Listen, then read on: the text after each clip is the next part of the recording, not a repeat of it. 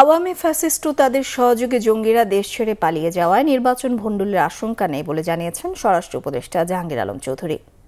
সকালে গাজীপুরের কাশিমপুর কেন্দ্রীয় কারাগারের প্যারেড গ্রাউন্ডে ৬৩তম ব্যাচ মহিলা কারারক্ষীদের বুনিয়াদী প্রশিক্ষণ কোর্সের সমাপনী কুচকাওয়াজ অনুষ্ঠান শেষে সাংবাদিকদের প্রশ্নের জবাবে তিনি এমনটা বলেন। স্বরাষ্ট্র উপদেষ্টা বলেন, দুর্নীতি দেশের সবচেয়ে বড় শত্রু। দুর্নীতি শুধু অর্থনৈতিক ক্ষতিই করে না, এটি রাষ্ট্রীয় প্রতিষ্ঠানকে ভেতর থেকে ক্ষয় করে এবং জনগণের বিশ্বাস ভেঙে দেয়। বলেন, কোনো কারা সদস্য যদি ব্যক্তি স্বার্থ, লোভ বা রাজনৈতিক সুবিধার অংশ হয়ে কাজ করে, তবে সে শুধু আইন ভাঙে না, সে রাষ্ট্রের ভিত্তিকেও দুর্বল করে। এর আগে স্বরাষ্ট্র উপদেষ্টা প্যারেড গ্রাউন্ডে পৌঁছলে তাকে স্বাগত জানান কারা মহাপরিদর্শক ব্রিগেডিয়ার জেনারেল সৈয়দ মোহাম্মদ মোতাহের হোসেন। নির্বাচন ভণ্ডুল বা কোনো অস্থিতিশীল করার কোনো সম্ভাবনা নেই। আর ওনাদের যদি সাহস থাকতো, ওনার দেশে এসে বলুক, ওনা আইনের আওতায় আছে, আইনের আশ্রয় নিয়ে আইসা বলতো। যেহেতু সাহস নাই, দেখে তো পালায় পালায় বলতেছে।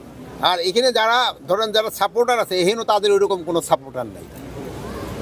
ওনাদের যাদের সাপোর্টার ছিল এবং যে সন্ত্রাসীগুলি ছিল, এরা কিন্তু বিভিন্ন জায়গায় চলে গেছে, বিভিন্ন দেশে চলে গেছে, এরা বিভিন্ন দেশে আশ্রয় নিয়েছে।